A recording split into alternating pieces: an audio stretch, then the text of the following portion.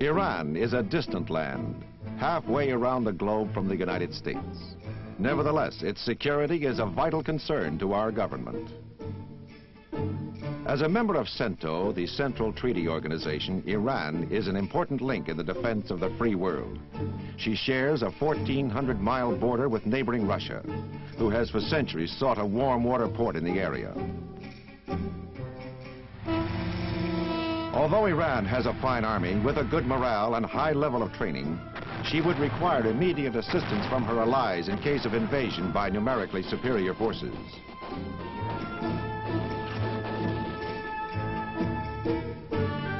In order to prove the feasibility of airborne support should such an eventuality occur, the United States and Iranian forces under CENTO auspices planned a joint exercise called Delawar.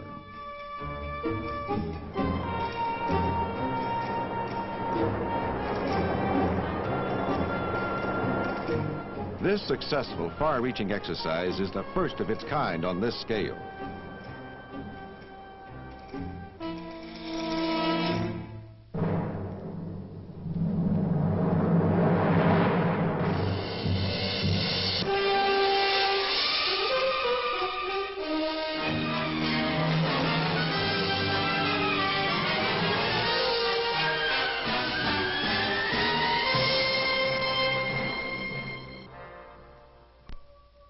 As Cyrus the Younger said, "My father's kingdom extends far to the south, where man cannot live because of the heat, and northward to where he cannot live because of extreme cold."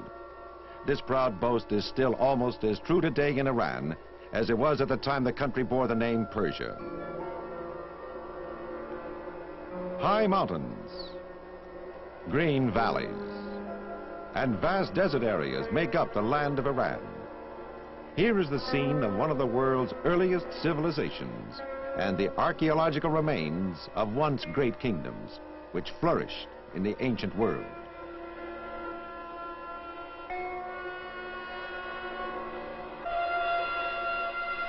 In ancient times, even as today, Iran's strategic position has tempted invaders and covetous neighbors. During recent years, Iran's armed forces have been supplied and trained by the United States as a rampart of the freedom-loving world. 6,000 years of recorded history were to be part of the setting for the combined U.S.-Iranian military exercise, Delawar.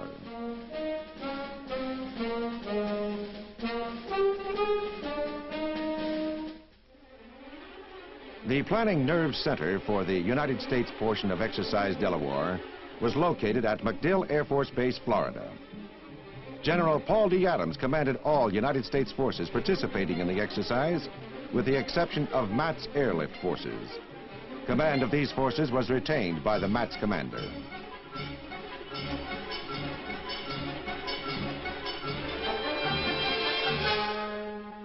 At Cannon Air Force Base in New Mexico, fighter pilots were briefed on their tactical support mission. 2 squadrons of F-100 Super Sabres were assigned to the Delawar operation. 88 United States base transports provided the airlift requirements necessary to move an airborne brigade 8,000 miles to its destination.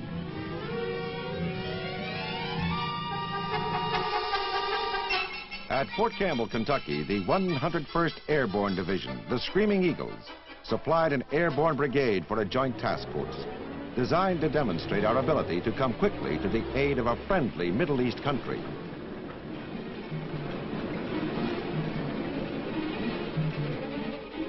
Delawar is a Persian word meaning courageous, for which the fighting men of the 101st are famous. MATS, the Military Air Transport Service, airlifted a reinforced brigade from Fort Campbell to Iran. In addition, 550 tons of cargo were transported in order to equip and supply the approximately 2,300 airborne troops involved in the exercise.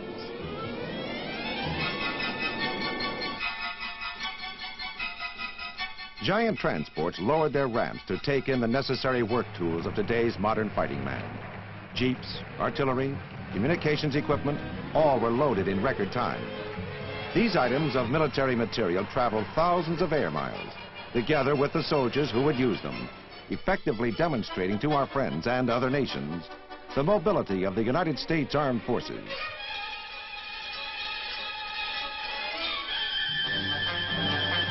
Also present at all times during the Delawar exercise was the supersonic firepower of the supporting tactical fighters.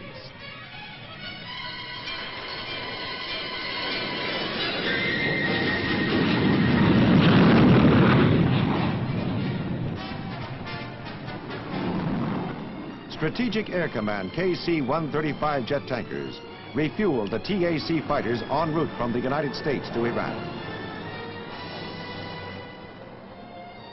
Incirlik, a base of CENTO member Turkey, was the first stop for the battle group on their global trek. At Incirlik Air Base, elements of the Delawar operation awaited the D-Day go order.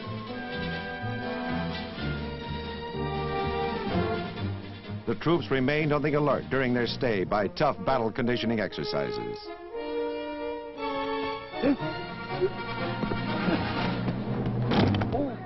Of course, like soldiers everywhere, time was found for that moment of relaxation and a chance to nourish the inner man. Meanwhile, in neighboring Iran, elements of the Iranian Royal Guard, assisted by their United States military advisors, staged a warm-up paradrop. Iranian flight crews and airborne officers went over the operation plan and pinpointed the drop zone area.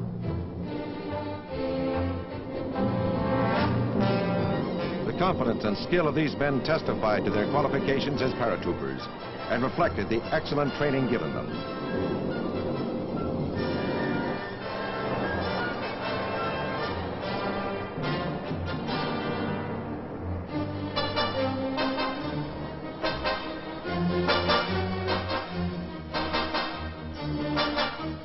Now, all was in readiness for the exercise itself.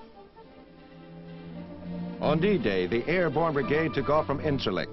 Flying through the narrow corridor between Turkey and northwest Iran, the brigade then conducted a parachute assault near Dezful. Later during D-Day, a Navy force conducted an amphibious assault on Karg Island in the Persian Gulf. Both the airborne and amphibious assaults were supported by jet fighters. In Iran, Exercise Delawar's nerve center was Vadati Air Base.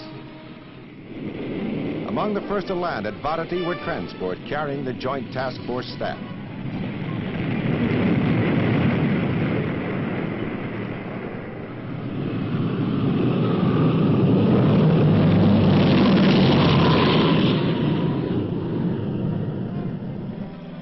Communications equipment and personnel also arrived on these aircraft. Setting up their gear with the speed and skill that come only from long hours of training, a communications network was soon established.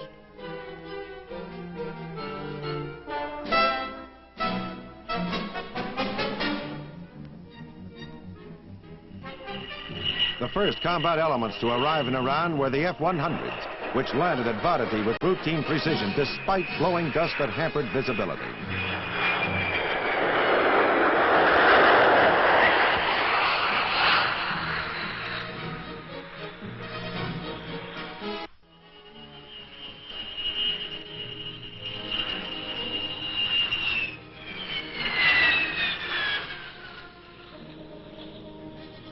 United States and Iranian Air Force officers were on hand to observe the landings. Also on hand for the big picture was Sergeant Major Donald Cosgrove. We're down on the flight line here at Vadati Air Force Base, and while we have some time prior to the massive airdrop taking place, we're going to speak to a couple of the military personnel involved in Exercise Delawar. One of the most interesting things about this exercise is that for every American participating, he has his Iranian counterpart. In just a few moments, this F-86 fighter jet behind me will be taking off as a part of the air cover for the airdrop.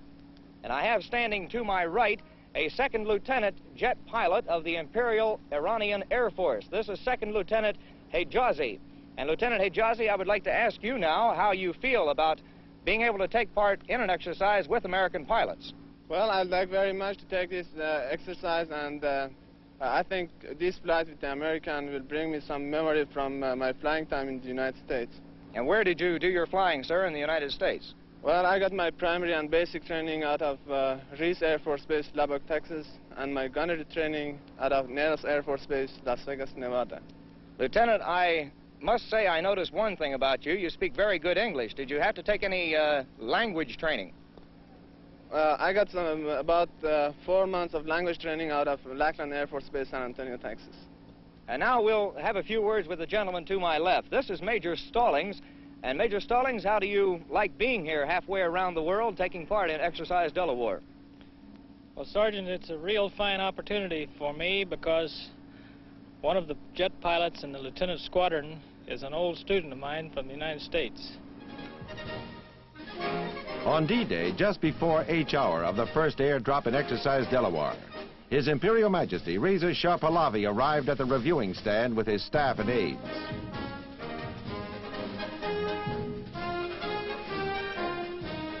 Among dignitaries were representatives of the other CENTO countries, England, Pakistan, and Turkey, observing an exercise designed to prove the effectiveness of CENTO member armed forces.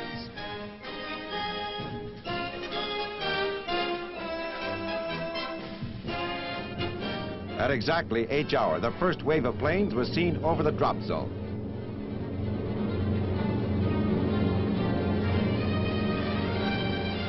The heavy equipment was dropped first.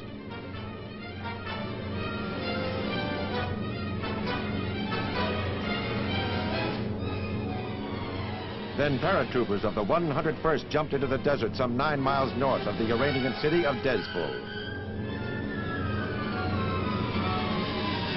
With perfect military precision, the clusters of chutes filled the sky in this first jump of the 3-day Delawar exercise.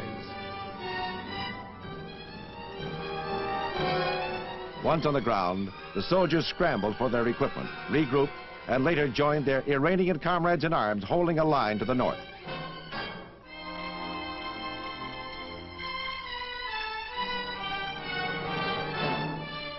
After the drop, Sergeant Major Cosgrove talked with the exercise commander.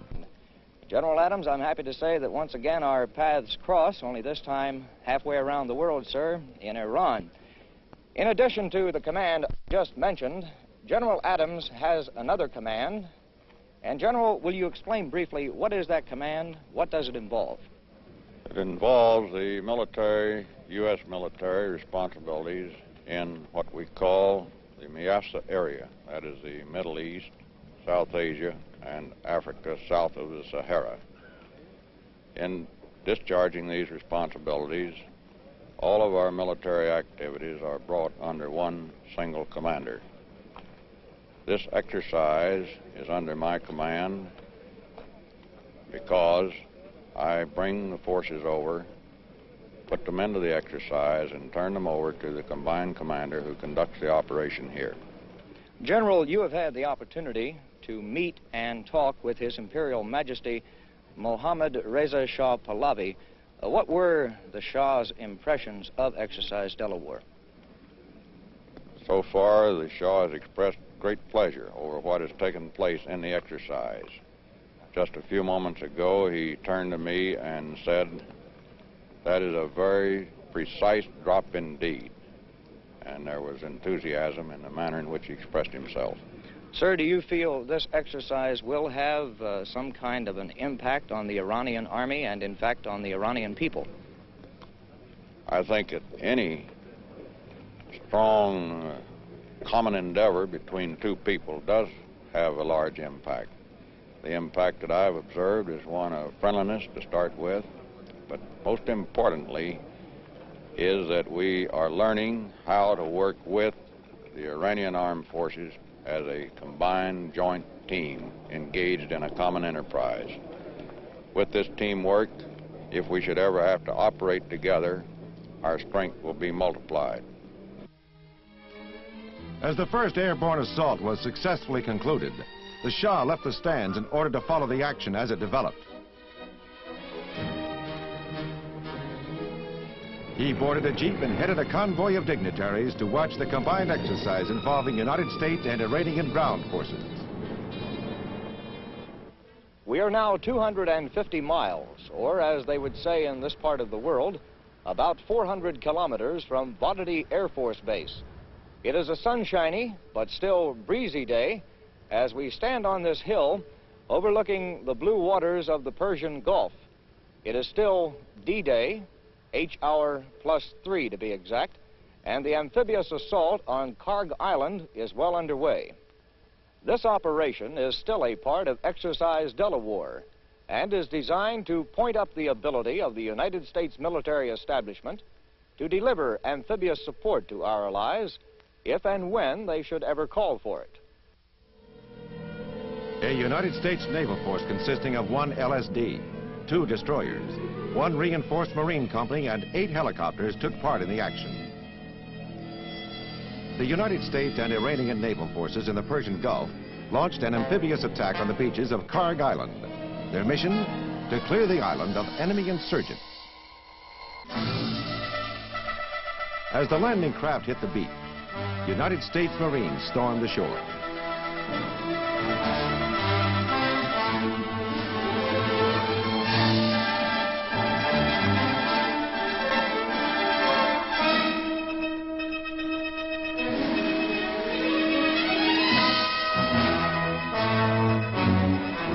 Other Marines were airlifted by helicopters.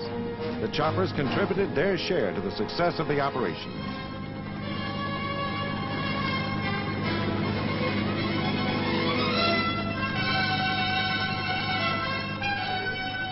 Use of helicopters greatly increased tactical mobility and enabled the troops to move over terrain obstacles such as beaches, rivers, and mountains.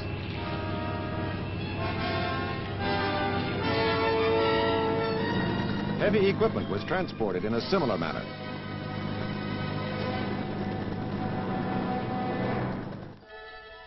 Once again, the Shah and his staff and the official observers witnessed firsthand this valuable training exercise. The landing forces were recovered from Karg Island at the conclusion of the operation, and within days would conduct another combined amphibious assault in the Persian Gulf area.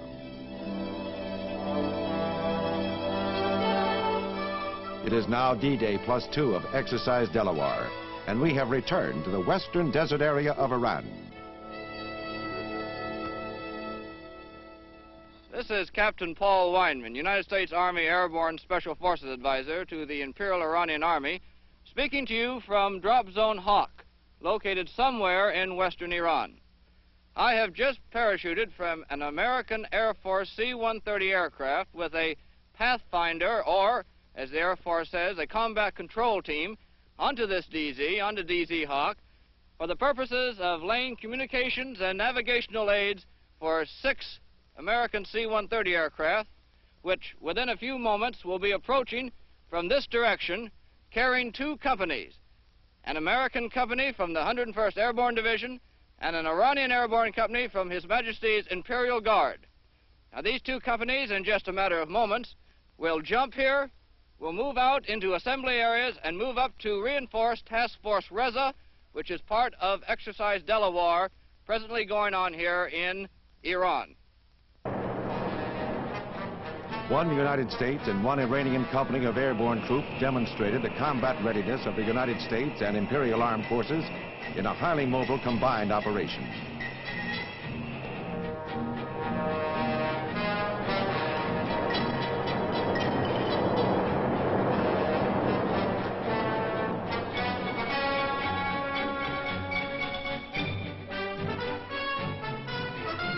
Together, the armies attacked across the rugged terrain, advancing toward the fictitious enemy. The drive and combat spirit shown emphasized the meaning of the code name for the exercise, Delawar, or courageous.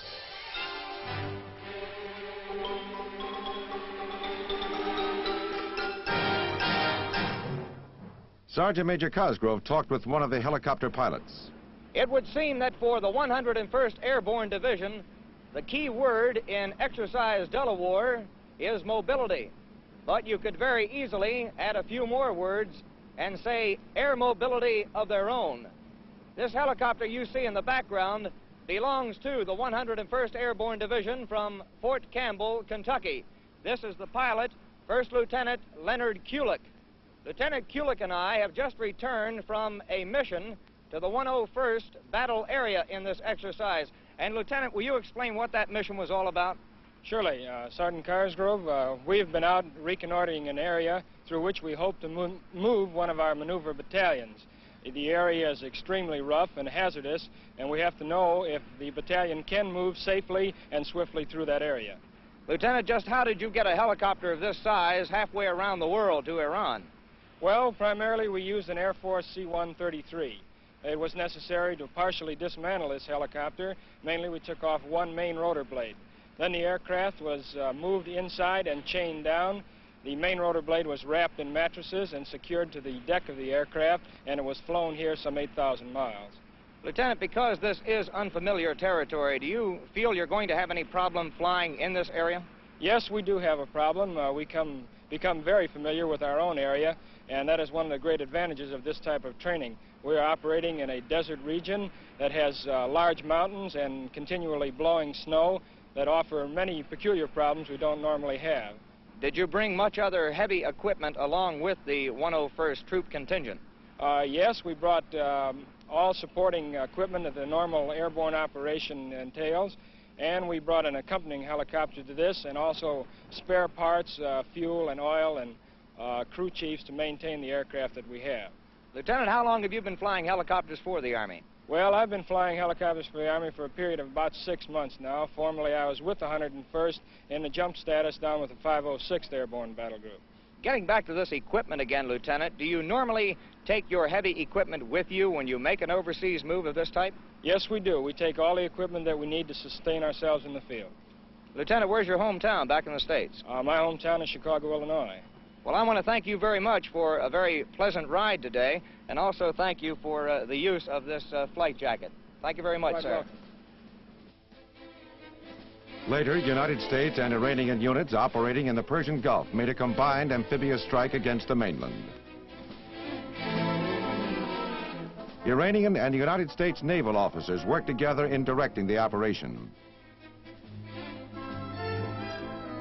Also, air support during the exercise was planned by United States and Iranian officers working in close harmony.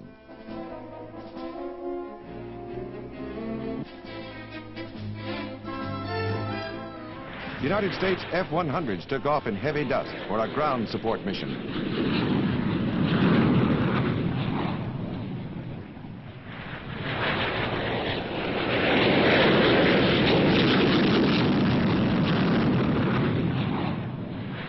They were followed by Iranian F-86s. Trained in the United States, the Iranians showed themselves to be fine pilots.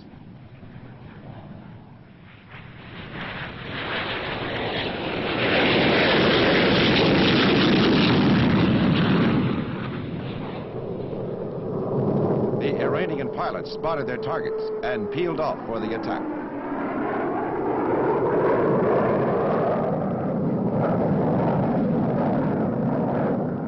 Forward air control guided the planes to their targets.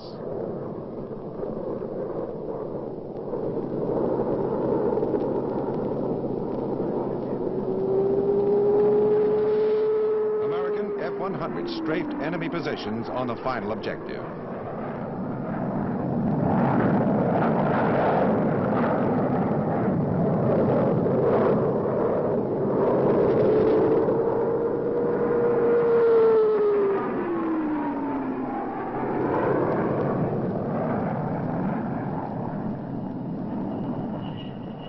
After the strikes, the planes returned to Volley-ball Air Base.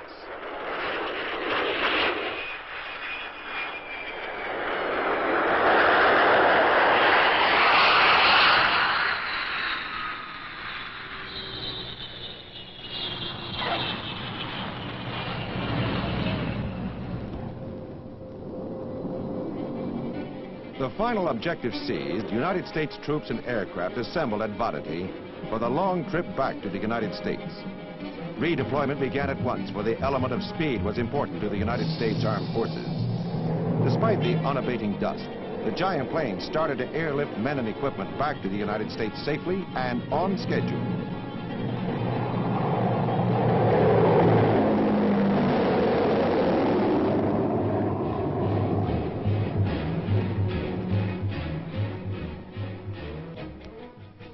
It's important to realize that for the first time in our history, an entire Army Airborne Brigade, with all of its heavy equipment, was air transported 12,000 miles on an ally's call for assistance to help stem the tide of aggression in their country. United States military officials have devoted considerable effort to the evaluation of Exercise Delawar and its contributions to the defense of the free world.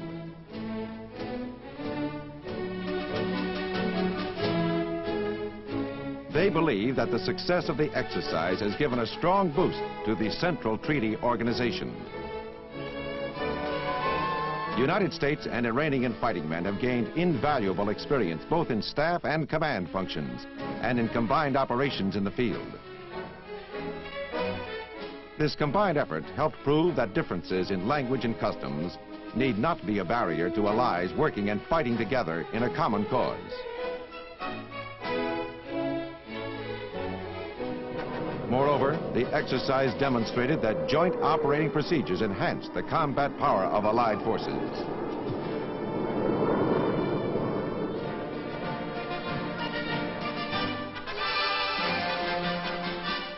The Delawar exercise helped strengthen the ties of friendship between the two countries.